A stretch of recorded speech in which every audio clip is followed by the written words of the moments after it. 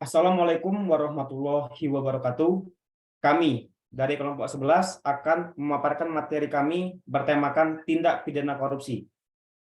Adapun nama-nama anggota kelompok kami sebagai berikut. Yang pertama, Aldo Tono Oscar Septia Sitinjak. Yang kedua, Farid Ridwan. Yang ketiga, Gilbert Weber Sundumban Gaul. Yang keempat, Angga Roman Wijasa. Yang kelima, Ananda Fiskral Gunawan. Yang keenam, Muhammad Rifki Brilendiko. Yang ketujuh, Aprilia Fadia Permata. Slide selanjutnya akan dipaparkan oleh Saudara Ananda Fiskral Gunawan. Kepadanya dipersilakan. Baiklah, terima kasih kepada moderator. Pendahuluan, korupsi merupakan perbuatan yang bertentangan dengan hukum dan diklasifikasikan sebagai salah satu tindak pidana khusus. Hal ini dikarenakan tindak pidana korupsi memiliki spesifikasi tertentu yang berbeda dengan tindak pidana umum. Tindak pidana korupsi dijuluki sebagai extraordinary crime, yang mana dalam penanganannya harus didahulukan dibanding dengan tindak pidana lainnya.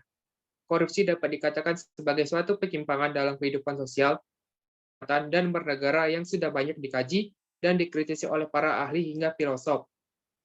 Seperti Aristoteles, yang sejak awal merumuskan sesuatu yang ia sebut sebagai korupsi moral atau moral corruption. Korupsi moral merujuk pada berbagai bentuk konstitusi yang sudah melenceng hingga para penguasa rezim termasuk dalam sistem demokrasi tidak lagi dipimpin oleh hukum, tetapi tidak lebih hanya melayani dirinya sendiri. Kegiatan korupsi telah menjadi kebiasaan di tengah masyarakat, bahkan pelaku korupsi kebanyakan berasal dari kalangan pejabat pemerintah dari tingkat lokal hingga nasional. Dalam Undang-Undang Nomor 31 Tahun 1999 tentang Pemberantasan Tindak Pidana Korupsi, tepatnya pada pasal 2 menyebutkan bahwa korupsi adalah setiap orang yang secara melawan hukum melakukan perbuatan memperkaya diri sendiri atau orang lain atau suatu koperasi yang dapat merugikan keuangan negara atau perekonomian negara. Sedangkan dalam pasal 3 menyebutkan bahwa korupsi adalah setiap orang yang dengan tujuan menguntungkan diri sendiri atau orang lain atau suatu koperasi menyalahgunakan kewenangan, kesempatan, atau sarana yang ada padanya atau kedudukan yang dapat merugikan keuangan negara atau perekonomian negara. Beberapa tokoh juga mengemukakan pendapatnya terkait dengan pengertian dari tindak pidana korupsi, antara lain yaitu 1. Menurut Kartono, korupsi adalah tingkah laku salah satu individu yang memakai wewenang dan jabatan yang digunakan untuk mengeduk keuntungan demi kepentingan pribadi dan merugikan kepentingan umum maupun negara. Baiklah, selanjutnya saya serahkan kepada moderator. Untuk pemaparan selanjutnya, dipersilakan. Baik, terima kasih atas kesempatan yang diberikan oleh moderator. Pendapat kedua yaitu menurut dari Junaidi Suwartojo, yang menyatakan korupsi adalah tindakan seseorang yang melanggar norma-norma yang sudah berlaku dengan menggunakan atau menyalahgunakan kekuasaan atau kesempatan melalui proses pengadaan, penetapan, pungutan penerimaan, pemberian fasilitas, ataupun jasa lainnya. Yang ketiga, ada pendapat dari Sudarsono yang menyatakan bahwa korupsi yaitu suatu perbuatan penipuan atau penggelapan uang negara maupun perusahaan sebagai tempat seseorang bekerja untuk kepentingan pribadi ataupun orang lain. Adapun dasar hukum yang digunakan untuk mengatur terkait tindak pidana korupsi antara lain Undang-Undang Republik Indonesia Nomor 31 Tahun 1999 tentang Pemberantasan Tindak Pidana Korupsi dan Undang-Undang Republik Indonesia Nomor 20 Tahun 2001 tentang perubahan atas Undang-Undang Republik Indonesia Nomor 31 Tahun 1999 tentang Pemberantasan Tindak Pidana Korupsi. Adapun rumusan masalah dari kelompok kami, yang pertama, apa saja jenis-jenis tindak pidana korupsi? Yang kedua, siapa yang berwenang dalam menangani tindak pidana korupsi? Dan yang ketiga, bagaimana contoh dari kasus tindak pidana korupsi? Selanjutnya saya kembalikan ke moderator. Untuk pemaparan selanjutnya dipersilakan. Baiklah, terima kasih moderator atas kesempatannya. Pada kesempatan kali ini saya akan menjelaskan tentang jenis-jenis tindak pidana korupsi. Yang pertama yaitu merugikan keuangan negara. Merugikan keuangan negara yaitu suatu perbuatan yang dilakukan oleh orang, aparatur sipil negara atau ASN, dan penyelenggara negara yang melawan hukum dengan menyalahgunakan wewenang yang ada padanya karena jabatan atau kedudukan untuk melakukan tindak pidana korupsi. Jenis korupsi yang terkait dengan kerugian keuangan negara diatur dalam pasal 2 dan pasal 3 Undang-Undang Nomor 31 Tahun 1999 tentang pemberantasan tindak pidana korupsi. Jangka putusan Mahkamah Konstitusi Nomor 25/PUU/16 Romawi 12. Yang kedua, suap menyuap. Suap menyuap merupakan tindakan yang dilakukan pengguna jasa secara aktif memberi atau menjanjikan sesuatu kepada pegawai negeri atau penyelenggara negara dengan maksud agar urusannya lebih cepat, meskipun hal tersebut melanggar prosedur. Tindak pidana korupsi yang terkait dengan suap menyuap diatur dalam pasal Undang-Undang Nomor 31 Tahun 1999 dan perubahannya dalam pasal 5, 6, 11, 12, poin A, B, C, dan D Undang-Undang Nomor 20 Tahun 2001 dan pasal 13 Undang-Undang Nomor 31 Tahun 1999.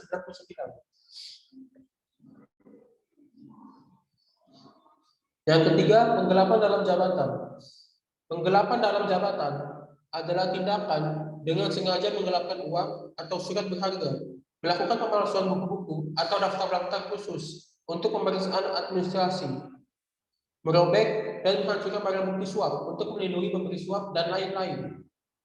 Penggelapan dalam jabatan diatur dalam pasal 8 Undang-Undang Nomor 20 Tahun 2001, pasal 9 Undang-Undang Nomor 20 Tahun 2001, serta pasal 10 huruf A, B, dan C Undang-Undang Nomor 20 Tahun 2001. Yang keempat, pemerasan. Pemerasan adalah perbuatan di mana petugas layanan yang secara aktif menawarkan jasa atau meminta imbalan pada pengguna jasa untuk mempercepat layanannya, walaupun hal tersebut melanggar prosedur. Pemerasan diatur dalam pasal 12 huruf E, G, dan H Undang-Undang Nomor 20 Tahun 2001. Yang kelima, perbuatan curang. Perbuatan curang dilakukan dengan sengaja untuk kepentingan pribadi yang dapat membahayakan orang lain. Perbuatan curang diatur dalam pasal 7 ayat 1 Undang-Undang Nomor 20 Tahun 2001.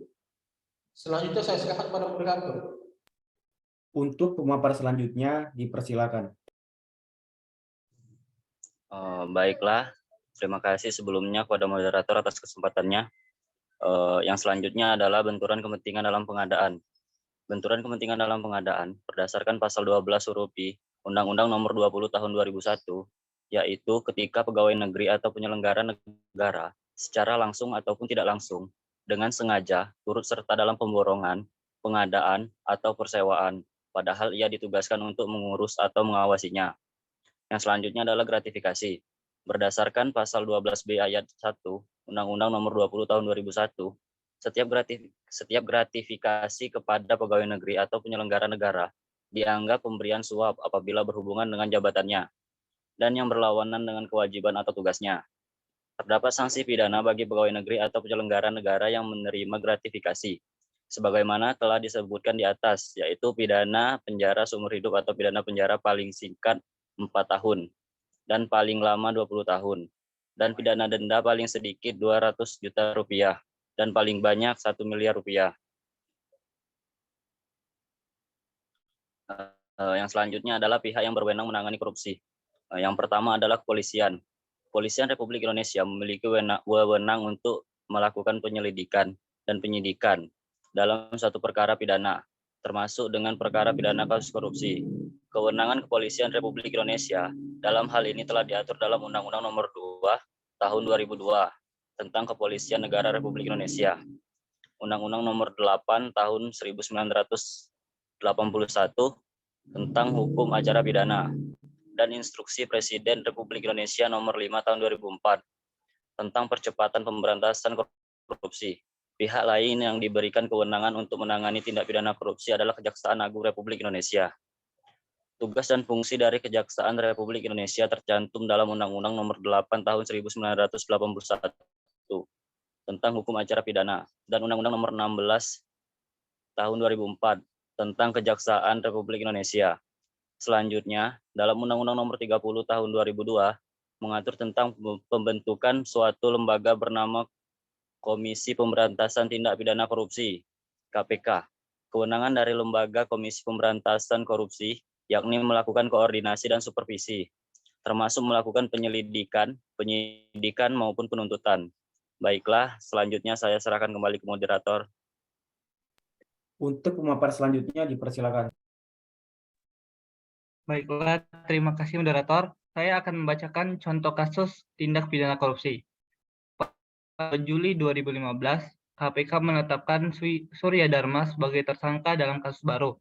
Penetapan tersangka ini merupakan hasil pengembangan kasus dugaan korupsi penyelenggaraan ibadah haji tahun 2013 di lingkungan Kementerian Agama.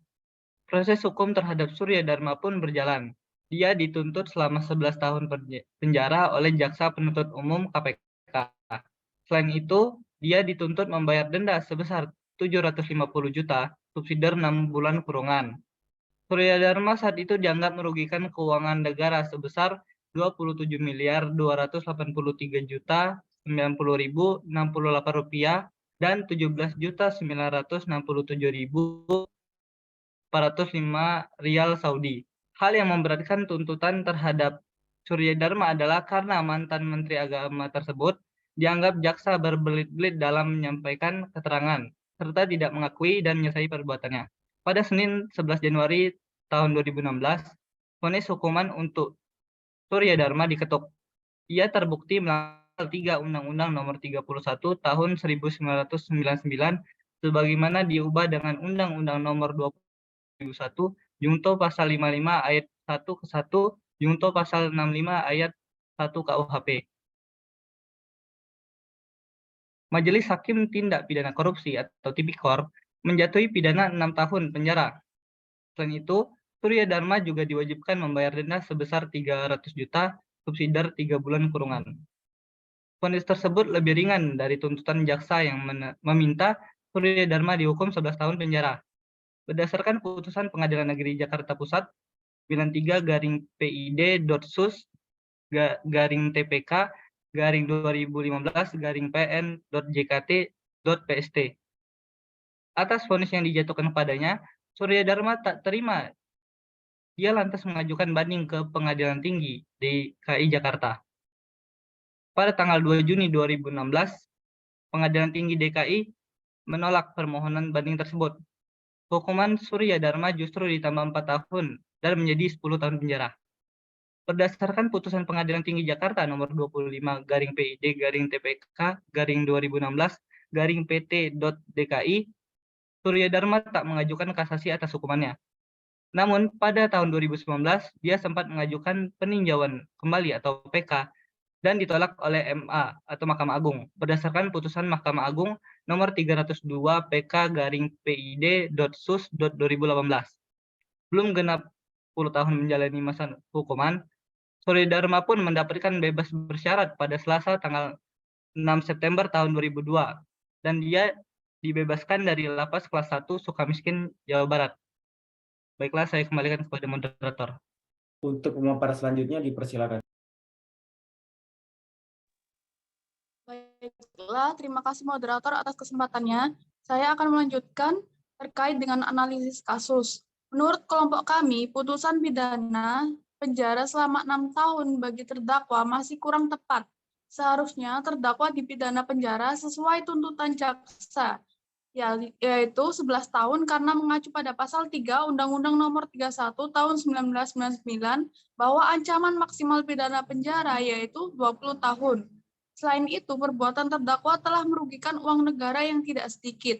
Seharusnya terdakwa didenda paling banyak sesuai dengan pasal tersebut, yaitu 1 miliar rupiah. Apalagi terdakwa merupakan Menteri Agama yang dimana seharusnya menjunjung tinggi nilai keagamaan, yaitu keadilan dan kejujuran. Sedangkan perbuatan terdakwa tersebut tidak berkeadilan saat ia dianggap memanfaatkan sisa kuota haji nasional dengan memasukkan orang-orang tertentu termasuk orang-orang terdekatnya, yaitu keluarganya. Selain terdakwa melakukan korupsi dana haji tersebut, ia juga menggunakan dana operasional menteri atau disingkat DOM untuk kepentingan pribadinya. Selama menjadi menteri, dana operasional menteri yang berasal dari anggaran pendapatan dan belanja negara yang diterima oleh Surya Dharma Ali berjumlah 100 juta sebulan. Surya Dharma menggunakan dana operasional menteri untuk biaya pengobatan anaknya sebesar 12,4 juta.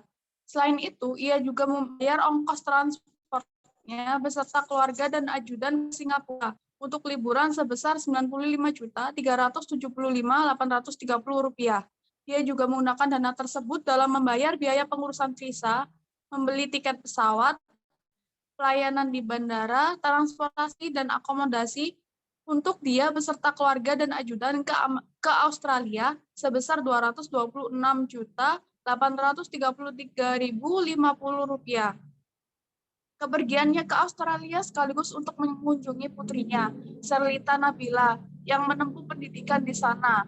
Tak hanya itu, dana operasional menteri sebagai Menteri Agama juga digunakan untuk pengobatan di Jerman, pembayaran TV kabel, internet, pengurusan paspor cucu, hingga pembelian alat tes narkoba.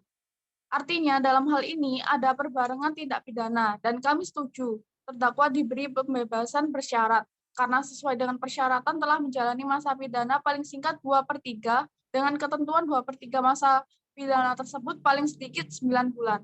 Selanjutnya akan saya kembalikan kepada moderator. Baiklah, pada kesimpulannya, korupsi merupakan suatu perbuatan melawan hukum yang dilakukan oleh seorang pemegang jabatan dalam tatanan pemerintahan ataupun sebuah korporasi dengan alasan dilakukannya tindak pidana tersebut. Biasanya untuk memperkaya diri sendiri, orang lain, maupun suatu korporasi dengan cara menyalahgunakan wewenang, sarana, atau kesempatan yang ada padanya. Tindakan tersebut dapat menyebabkan negara maupun masyarakat mengalami kerugian secara ekonomi dan mengancam kesejahteraan suatu masyarakat yang tinggal di negara tersebut. Di Indonesia, peraturan perundang-undangan yang menjadi dasar hukum dalam menangani masalah korupsi adalah Undang-Undang RI Nomor 31 Tahun 1999 tentang Pemberantasan Tindak Pidana Korupsi, Junto Undang-Undang RI Nomor 20 Tahun 2001 tentang perubahan terhadap Undang-Undang RI Nomor 31 Tahun 1999 tentang pemberantasan tindak pidana korupsi, di mana undang-undang tersebut telah membagi korupsi menjadi beberapa jenis yang terdiri dari merugikan keuangan negara, suap menyuap, penggelapan dalam jabatan, pemerasan, perbuatan curang, benturan kepentingan dalam pengaduan dan gratifikasi. Untuk itu semoga kita terjauh dalam perbuatan semacam ini. Sekarang selain melanggar hukum, perbuatan tersebut juga menyebabkan kesejahteraan masyarakat menurun. Sekian, terima kasih dari kelompok kami. Kami akhiri. Wassalamualaikum warahmatullahi wabarakatuh.